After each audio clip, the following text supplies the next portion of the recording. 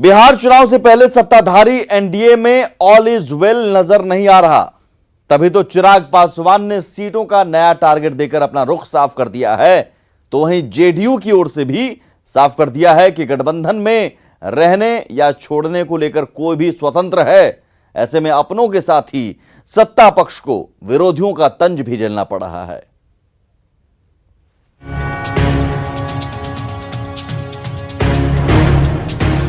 बिहार चुनाव से पहले सीटों का पेंच उलझता जा रहा है। बात सत्ताधारी एनडीए की कर रहे हैं, जिसकी सहयोगी एलजेपी ने तेवर दिखाना शुरू कर दिया है। तभी तो पार्टी संसदीय बोर्ड की बैठक में तय ये किया गया कि चुनाव में 143 सीटों पर प्रत्याशी उतारने की तैयारी होगी।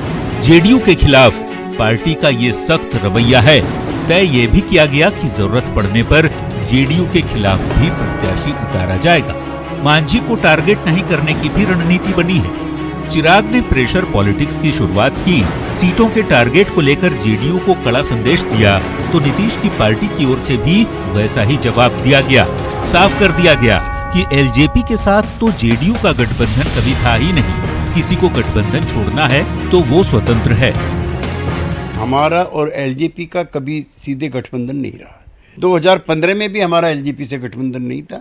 इसलिए वो अगर अलग चुनाव लड़ना चाहते हैं तो ये तो उनकी पार्टी का फैसला है। जब बीजेपी का राष्ट्रीय नेतृत्व एक स्वर से कई अवसरों पर नीतीश जी के विश्वासी नेतृत्व को स्वीकार कर चुका है, तो जो दल, व्यक्ति या व्यक्ति का समूह बीजेपी के राष्ट्रीय नेताओं के, सर्वमान्य राष्ट्रीय नेताओं के, सबसे बड़े नेताओं के कहे जाने के बावजूद भी उन पर प्रश्न चिन्ह लगाता है, तो उसकी हम कैसे मदद कर सकते हैं। केसी त्यागी ने सियासत का कड़वा घूंट पिलाने की कोशिश एलजेपी को की तो पार्टी की ओर से बेहद ही सधा हुआ जवाब दिया गया। बात प्रधानमंत्री के आशीर्वाद से लेकर बिहार फर्स्ट, बिहारी फर्स्ट तक की गई। हमारी पार्टी के राष्ट्रीय अध्यक्ष आदरणीय चिराग पासवान जी ने कहा है कि आदरणीय प्रधानमंत्री जी का जिनको आशीर्वाद प्राप्त है उनके साथ हम हैं। एलजेपी के टारगेट को यदि समझा जाए तो मतलब यही निकलकर सामने आता है कि जेडीयू को बिहार की सियासत में सख्त संदेश देने की कोशिश की जा रही है। एनडीए में रहकर भी चुनाव में अधिक सीटें लेने की कोशिश का ये टारगेट हिस्सा हो सकता है। साथ ही 143 सीटों पर तैयारी केवल पार्टी की मजबूती का दिखावा भर है।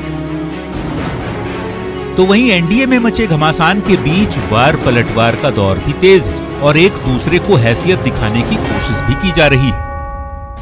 एक पार्टी के तौर पर उन्हें निर्णय करने का अधिकार है कि वो क्या करना चाहते हैं। एक राजनीतिक दल के तौर पर वो जो भी फैसला करना चाहे वो करें। तो में पिछड़ों में बड़ी नाराजगी है, नौजवानों में नाराजगी है, मजदूरों में नाराजगी है। तो जो सहयोगी दल हैं वो कहीं न कहीं भयभीत, ये उसी का एक हमको लगता है कि इनकी एक प्लानिंग होगी, रणनीति का हिस्सा होगा। चिराग पासवान सम्मान वाले व्यक्ति हैं, अध्यक्ष बने, नया है, नौजवान है, लंबा भविष्य है, लंबा राजनीति का, इसलिए वह जो तय कर रहे हैं वह अपने सम्मान के साथ कभी खिलवाड़ नहीं होने देंगे और पार्टी को कभी डूबने नहीं देंगे। और भारतीय जनता पार्टी और एनडीए में शुरू से ही हम लोग कहने का काम किया है कि ठीक ठाक नहीं है। बिहार विधानसभा चुनाव से पहले एनडीए में घमासान जारी है। क्या मांझी की एंट्री ने सहयोगी एलजेपी को नाराज कर दिया है या फिर चिराग के तेवर से क्या नीतीश की मुश्किलें बढ़ने वाली हैं? इसका जवाब तो आने वाले कुछ दिनों में साफ हो जाएगा। लेकिन मेरा गठजोड़ और तेरा गठजोड़ वाली सियासत बिहार में तेज जरूर हो गई है। Bureau report, news 18। वैसे तो बिहार की सियासत में जाति विशेष का बोलबाला रहा है, लेकिन हाल के दिनों में बिहार चुनाव से पहले जिस तरह से विपक्षी दलों के भीतर भगदड़ वाली स्थिति बनी है, उससे सत्ता पक्ष उत्साहित नजर आ रहा है। हाल तक महागठबंधन का हिस्सा रहे जीतन राम मांझी हों या फिर खुद लालू के समधी चंद्रकांत राय, अपने अपने तरीके से ये लोग लालू एंड फैमिली पर हमला बोल रहे हैं।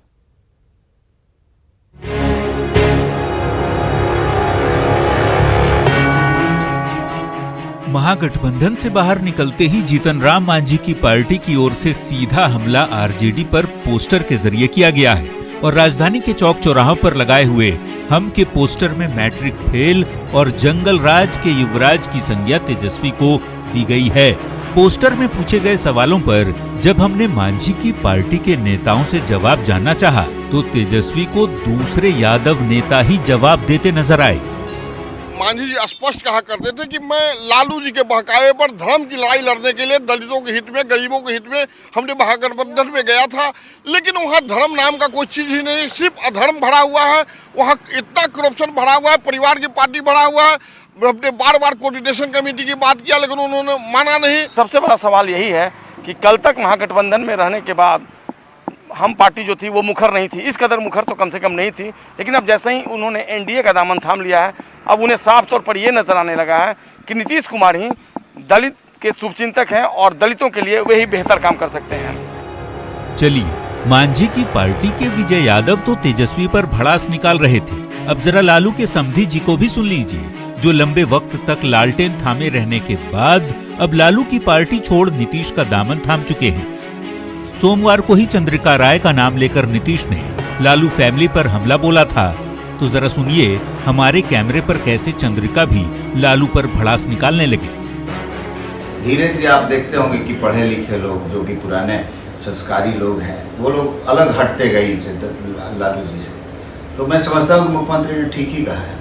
तो सर, इसका चुनाव पे कितना असर पड़ता देख रहे हैं? क्या यादव का रुझान जेडीयू की तरफ हो सकता है? देखिए, आपने पिछला लोकसभा चुनाव देखा होगा, उससे साफ प्रतीत होता है कि यादवों में, विशेषकर यादव जाति के लोगों में आपने देखा होगा कि हर एक जगह वोट टूटने का काम किया था। कहीं 20%, तो कहीं 25% और कहीं कहीं तो 50 से भी ज़्यादा प्रतिशत टूटने का काम किया था, और भाजपा जेडीयू की तरफ जाने। मैं समझता हूँ कि वो ट्रेंड कंटिन्यू करेगा। चंद्रिका राय यही नहीं रुके, बातों ही बातों में इशारा दे दिया कि तेज प्रताप यादव के खिलाफ वे अपनी बेटी को भी मैदान में उतार सकते हैं। तो जिस यादव वोटर की बदौलत लालू ने 15 सालों तक सत्ता का स्वाद चखा, क्या अब उनकी ही पार्टी से यादवों का मोह भंग हो चुका है? वैसे जिस तरह से आरजेडी में कुछ बड़े नेताओं की नाराजगी खुलकर सामने आ रही है, उसे संभालना शायद तेजस्वी यादव के लिए मुश्किल होगा। न्यूज़ 18 के लिए पटना से संजय कुमार के साथ आनंद अमृतराज की रिपोर्ट। वहीं चुनाव से पहले आरजेडी अल्पसंख्यक प्रकोष्ठ की बैठक हुई, जिसमें अल्पसंख्यक वोटों को एकजुट करने पर चर्चा हुई। बैठक में तेजस्वी यादव और अब्दुल बारी सिद्दीकी शामिल नहीं हो सके।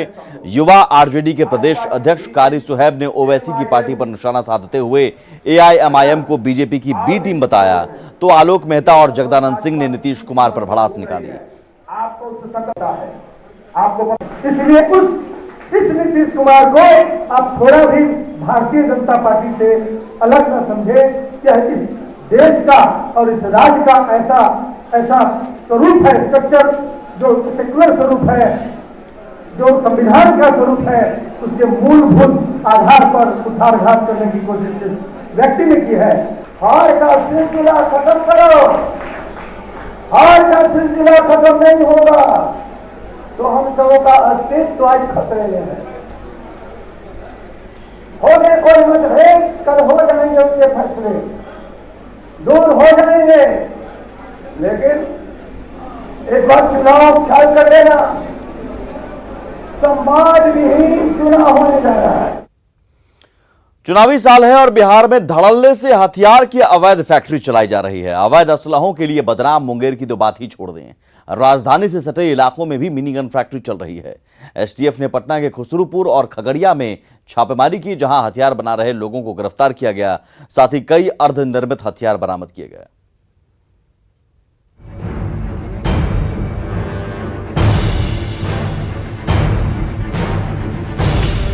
बिहार में मौत की फैक्ट्री का खुलासा, चापाकल की फैक्ट्री में बन रहा पिस्टल, लॉज में बंदूक की फैक्ट्री का भंडाफोड़।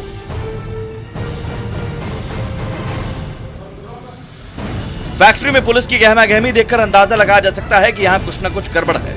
एक एक चीज को पुलिस वाले बड़े ही बारीकी से पड़ताल कर रहे हैं। दरअसल इस फैक्ट्री नुमा कमरे में मौत का सामान बनाया जा रहा था। जी हां, ये मौत की फैक्ट्री है। पटना से सटे खुसरूपुर के इशूपुर में हैंडपंप बनाने की फैक्ट्री में पिस्टल बनाए जा रहे थे। आमतौर पर हथियार तस्कर चोरी छुपके इस तरह का काम करते हैं, मगर यहां तो राजधानी से सटे फैक्ट्री लगाकर कारीगरों को बहाल कर मौत का सामान बनाया जा रहा था। एसटीएफ की टीम जब यहां पहुंची तो उसके भी होश उड़ गए। आमतौर पर इस तरह की तस्वीरें मुंगेर या उसके आसपास के इलाकों से आती हैं। पुलिस ने मौके से जहां 30 अर्धनिर्मित रिवॉल्वर बरामद किया, रिवॉल्वर बनाने के सामान, हथियार बनाने वाली मशीन जब्त किया गया। अवैध गोरख धंधे से जुड़े 4 कारीगरों को भी मौके से गिरफ्तार किया गया। चापाकल फैक्ट्री के नाम पर अवैध हथियार बनाया जा रहा था। पैगंबरपुर निवासी मधुसूदन यादव की जमीन पर चापाकल फैक्ट्री थी। मधुसूदन यादव की अब तक गिरफ्तारी नहीं हुई है। अब कारीगरों से पूछताछ के आधार पर आगे की पड़ताल की जा रही है। बात सिर्फ पटना की नहीं, खगड़िया में भी मिनी गन फैक्ट्री का खुलासा हुआ है। टेबल पर दिख रहे मौत के सामान को रहीमपुर गांव से जब्त किया गया। वहां एक लॉज में एसटीएफ और मुफस्सिल थाने की पुलिस ने छापेमारी की, जहां से भारी मात्रा में अर्धनिर्मित पिस्टल के साथ हथियार बनाने का सामान भी मिला।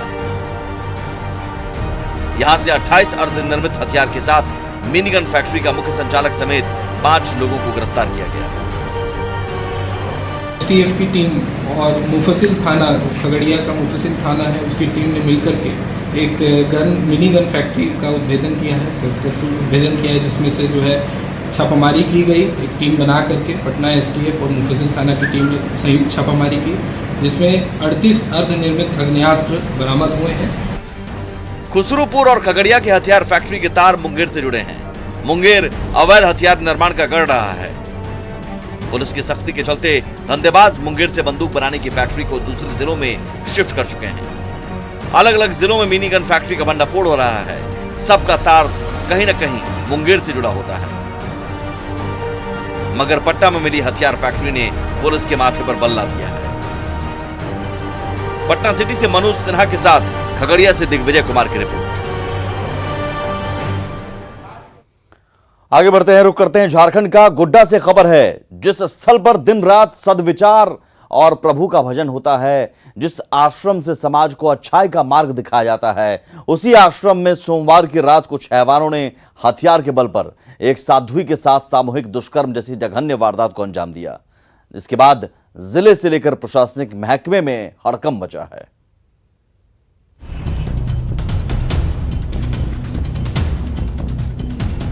गोड्डा के महर्षि में ही आश्रम में एक साध्वी के साथ घिनौनी वारदात से इलाके में हड़कंप मच गया है। गैंगरेप की घटना ने पूरे समाज को शर्मसार कर दिया है। पीड़ित की शिकायत के बाद एक्शन में आई पुलिस ने मुख्य आरोपी दीपक राणा और उसके कुछ साथियों को हिरासत में लेकर त्वरित कार्रवाई के लिए एक एसआईटी गठित कर दी है। इस जो भी एसओपीज फॉलो करना है हम लोग कर रहे हैं। सारे रिपोर्ट जो है एफएसएल को भेजा जाएगा और उसका जो है अनुसंधान त्वरित गति से करवाकर स्पीडी ट्रायल में इनको जल्द से जल्द सजा दिलवाने के लिए प्रयास किया जा रहा है। मुफस्सिल थाना क्षेत्र के ताराबाड़ गांव स्थित आश्रम में सोमवार की रात सत्संग के बाद लोग जब अपने अपने घर जाने लगे, तभी हथियार से लैस 4 अपराधी दीवार फांदकर अंदर घुस गए और साधुओं के साथ मारपीट और बदसलूकी शुरू कर दी। इस घटना से हैरान आश्रम के संचालक समेत कई संतों ने जब विरोध किया तो उनके साथ भी मारपीट की और सभी को एक कमरे में बंद कर दिया। जब उनके पास कुछ करने लग गया तो हम दौड़ के गए छुड़ाने के, ऐसे तुमको नहीं करना चाहिए, तो हमको जबरदस्ती लोग मारने लग गया। इसके बाद सबको अलग अलग रूम में घुसा कर रखे और उनके साथ बलात्कार कर दिया। चूंकि आरोपी पास की ही बस्ती के थे, लिहाजा आश्रम के संतों ने एक अपराधी दीपक राणा को पहचान लिया और पुलिस उसे गिरफ्तार भी कर चुकी है। इस मामले में सीएम हेमंत सोरेन ने भी संज्ञान लेते हुए गोड्डा पुलिस को जल्द कड़ी कार्रवाई के निर्देश दिए हैं। साध्वी के साथ सामूहिक दुष्कर्म की घटना पर सरकार गंभीर है, लेकिन विपक्ष को इस पर भी सियासत सूझ रही है। गोड्डा से बीजेपी सांसद निशिकांत दुबे ने सरकार पर जोरदार हमला करते हुए कहा है कि हेमंत है तो अपराधियों में हिम्मत है। वहीं बीजेपी के दूसरे नेताओं ने भी सरकार को घेरा है। कई जगह अपहरण और बलात्कार की घटनाएं सामने आई है। अपराधियों का मनोबल जो है सो चरम पर है। इधर सत्ताधारी जेएमएम नेता ऐसी घटना पर सियासत से बचने की नसीहत दे रहे हैं। ऐतिहासिक जो घटनाएं होती हैं, इस पे राजनीति नहीं होनी चाहिए। हम लोगों ने पूर्व में भी इसी तरह के भाजपा के समय में बहुत सारी घटनाएं घटी, तो उसका कोई राजनीति का मुद्दा नहीं बचा।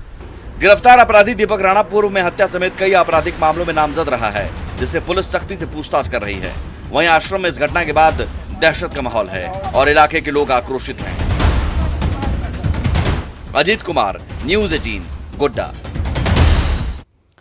तो गुड्डा के आश्रम में महापाप हुआ है, वहीं देवघर में दुष्कर्म की कोशिश में नाकाम रहने पर एक नाबालिग को जिंदा जलाने का मामला सामने आया है। पुलिस ने आरोपी को हिरासत में ले लिया है और पूरे मामले की जांच कर रही है। बाबा नगरी देवघर में महापाप से हड़कंप है। सारवा थाना क्षेत्र में 12 साल की लड़की को जिंदा जलाने का मामला सामने आया है। परिजनों का आरोप है कि गांव का ही एक युवक जब दुष्कर्म करने में नाकाम रहा तो लड़की को जिंदा जलाकर मार डाला। तो जब किवाड़ी लड़की खोला तो लड़की बाहर निकल गए अंगना में और लड़का दूसरा कमरा घुस गए। तो हम दीवार से ताला मार और माँ को बुलाने चल गए। जल बुला कर आए तो देख रहे हैं लड़की जल रहा है, लड़का भाग गए। आप ताला मार दिए तो फिर कैसे भागा? खिड़की तोड़। दरिंदगी की ये घटना सोमवार के दोपहर की है, लेकिन परिजनों ने कल इसकी सूचना पुलिस को नहीं दी। रात में पंचायत बैठी, जिसके बाद पुलिस को इसकी जानकारी दी गई। फिलहाल पुलिस ने आरोपी को हिरासत में ले लिया है।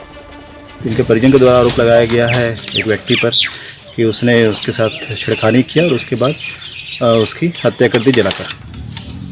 तो अभी आपने छानबीन की, काफी देर तक बातचीत की, आपने पूछताछ किया? हम लोग अनुसंधान कर रहे हैं। कल पोस्टमार्टम भी की गई है मेडिकल टीम के द्वारा, बोर्ड के द्वारा, और हम लोग अभी अनुसंधान कर रहे हैं। कुछ भी कहना जल्दबाजी होगा। पुलिस को फिलहाल पोस्टमार्टम रिपोर्ट का इंतजार है, क्योंकि आरोपी के परिवार के साथ लड़की के परिजनों की जमीन विवाद का भी एंगल सामने आ रहा है। देवघर से ऋतुराज सिन्हा की रिपोर्ट। और इसी के साथ इस बुलेटिन में इतना ही, लेकिन आगे भी खबरों का सिलसिला लगातार जारी है। नमस्कार।